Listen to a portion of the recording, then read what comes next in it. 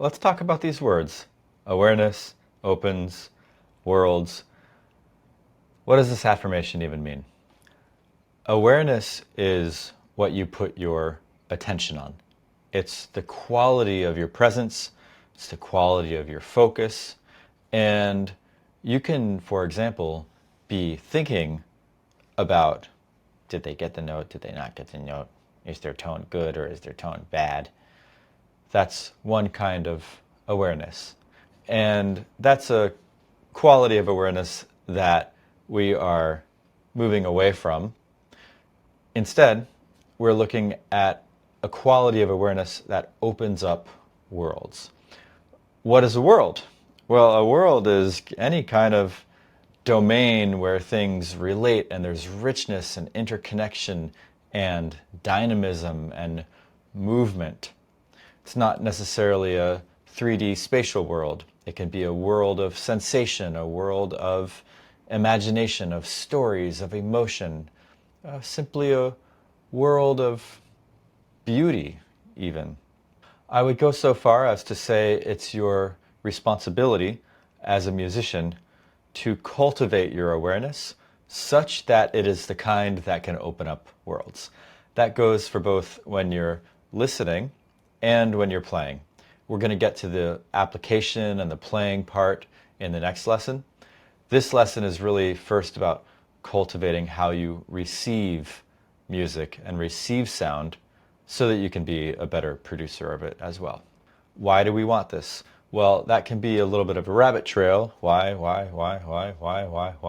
But ultimately, because we make music to connect, to experience that special experience of worlds happening and meaning making and magic and music. That's why it's not just sound that we're measuring, it's worlds that we're creating.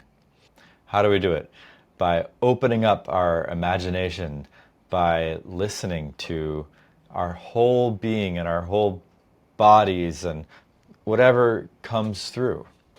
It's getting out of that narrow left brain analytical mindset and into an immersive, participatory, full being, full living, full presence way. Let's get a little bit more specific.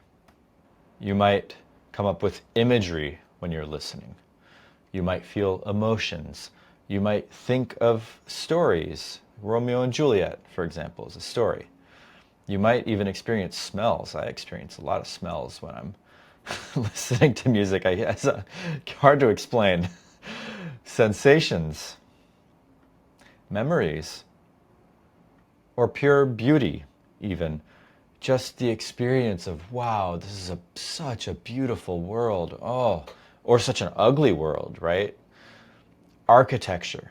When I listen to a Bach fugue, for example, or often when I listen to Bruckner, there's an architectural world that I'm perceiving. It's how are these phrases being constructed and interrelating and the actual intervals. It's architectural. There might be a world of virtuosity. It's true. Sometimes you hear Flight of the Bumblebee and it's amazing, not because the music brings up some image of a bumblebee, not just because of that, but because there's a player slaying it, moving fast, and that in itself is a world. That's one of the reasons why athletics is so popular. Persuasion. You can use music to influence how other people think or be influenced in how you think about things. Protest music is a great example. Bob Dylan and some of the folk musicians really had a strong message that was meant to influence. Jimi Hendrix, even without lyrics, the way that he made music changed cultures. And when you go into an audition, for example, you may want to persuade the committee that you are a great fit for the job. Or you might unintentionally persuade them that you are a terrible fit for the job. That's the persuasion world that you're entering, the influence world. The connection world, you might connect in a way that's not about influence. You might connect to a feeling of life. You might connect to a tree to a memory of a loved one. Or you might have a mystical experience. Oneness, nothingness, allness. It's all available in music. I'm going to present some music now, and the full track version of this, called Many Worlds, is about 8 minutes long, so we're not going to listen to the whole thing. We're just going to take little samples. But as we explore these musical worlds, I want you to connect with what of these elements, or maybe something not on this list, comes up for you. Let's get started. What do you hear?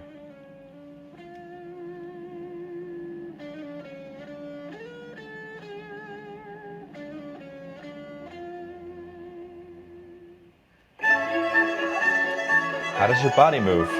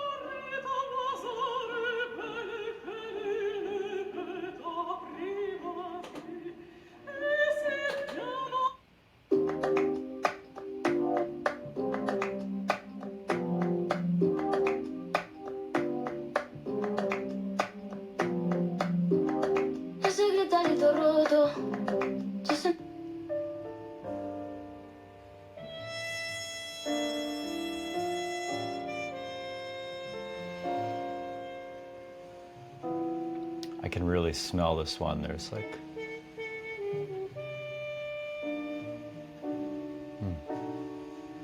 It smells like dry ice smoke to me.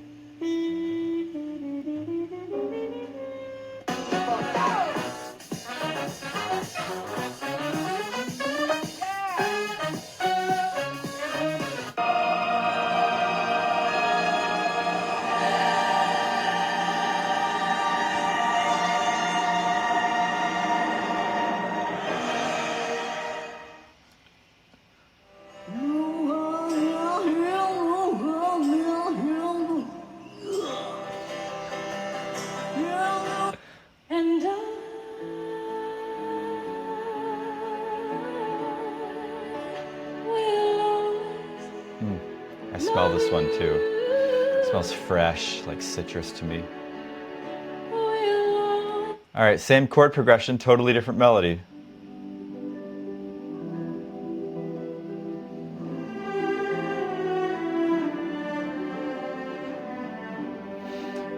This in particular I want to comment on. That was just a C major scale. C, B, A, G, F, E, D, C. It's the simplest melody in the world, but listen how beautiful it is, where it's placed, the instrumentation, what else is happening, and how that creates a world.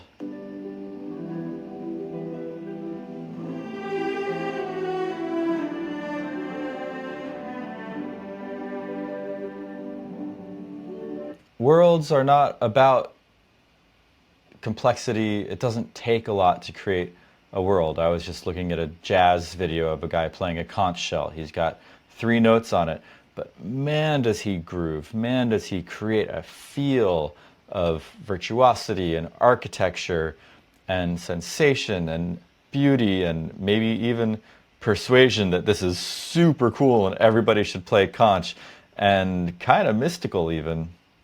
Speaking of mystical, listen to this Indonesian gamelan.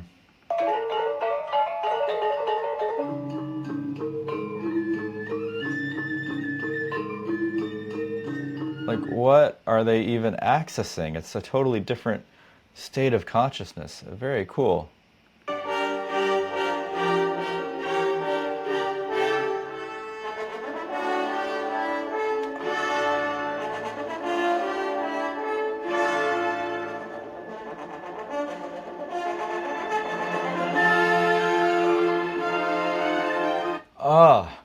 so much triumph. The more that we are kind of get into the horn world, there's a reason I didn't have real horn heavy stuff before, is it's easier and easier to get analytical. Oh yeah, it was like a little crunchy fronts on the articulation, or even, oh, they missed that, or oh, that's a rounder sound, or oh, there's a vibrato, and not really listen to the world, to miss the forest because you're focused on the trees. So just in case that happened, I want you to listen again to what world is created through this music. When Schumann wrote Concertstück, he wasn't doing this to just show off horn players. I mean, that's part of it. The virtuosity world is real, especially in this piece. But there's emotions. Maybe even a story comes up. You can imagine something, or you can imagine a character, something scolding or triumphant, or what is it? What comes up for you?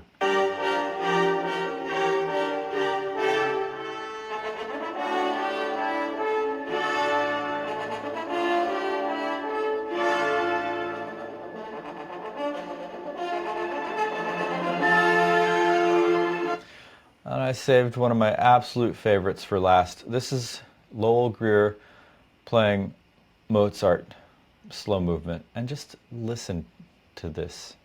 What world does this evoke for you?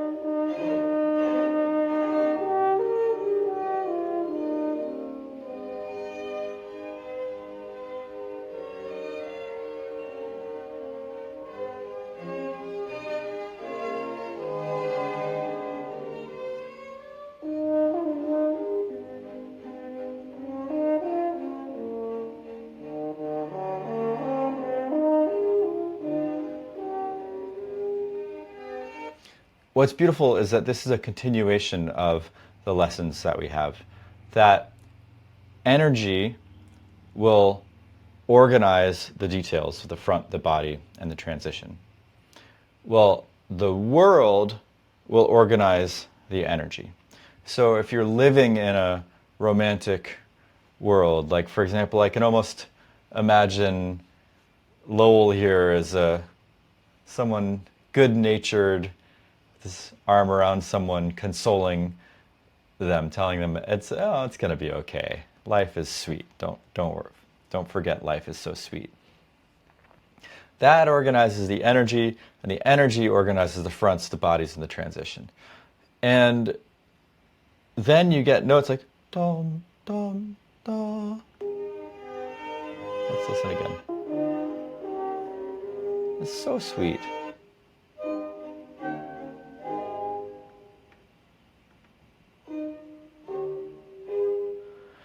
That front, body, and transition of each of those notes is so evocative. It's so musical. If you were trying to do it by focusing on the front, the body, and the transition, just as lifeless parameters, you would never get it like that. It wouldn't communicate. It would feel dead. Lowell is telling a story. He's living in beauty. He's creating a world for us. He's inhabiting and sharing that world. I want you to go listen to the Many Worlds track. What kinds of worlds do you enter? For example, I mentioned I often get smells. It's like fresh cut grass or citrus when I'm listening to certain kinds of music. My body always wants to move. I'm always in some kind of kinesthetic world. I want you to notice, okay, yeah, I'll just listen to 10 different things, and what was similar about the different kinds of worlds that I entered? Did I see imagery, for example, in every world? Did I feel emotions in every world? Was I more attentive to pure beauty of the sound? Was I in an analytical world, really thinking about the architecture of the music or the architecture of the sound or what the player was doing? No wrong answers here. I just want you to get used to the kind of worlds that you enter when you listen to music. And you're going to work on exploring and growing from those when you practice creating worlds. Listen to reference recordings today of your pirate music and your love music. Reference recordings mean someone else playing them. And try and figure out what world is being created in this reference recording. You can go back to the list from the previous slide. I'll put it up with this lesson. And figure out which kinds of worlds are being evoked. Finally, you can just play a bunch of wiggles or randomness on the horn. I love to wiggle, as you know. Notice what worlds you naturally or habitually enter. This is part of preparing to create worlds. Just notice, do you tend to think technical?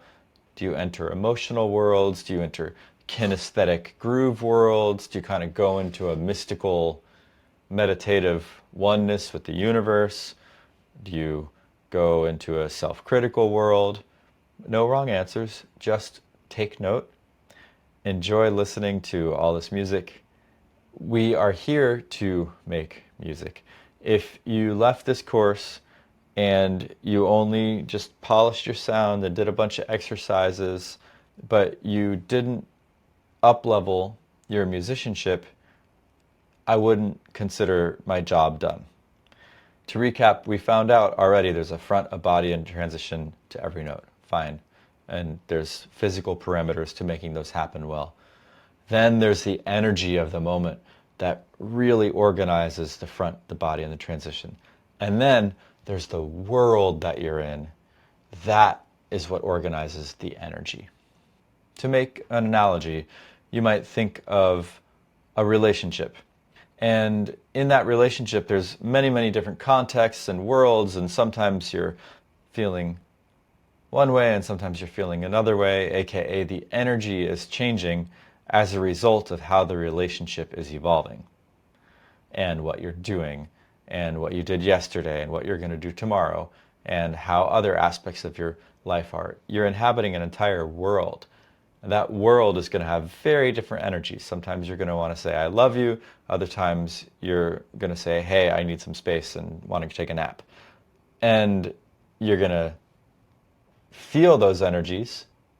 And then those energies are going to lead to words that are said. And then you're going to use your tongue and your lips and your air to say those words. But if you weren't occupying a world, you wouldn't just be moving your lips and tongue trying to make sound. I hope that sparks something for you. Thanks for watching. See you on the next lesson.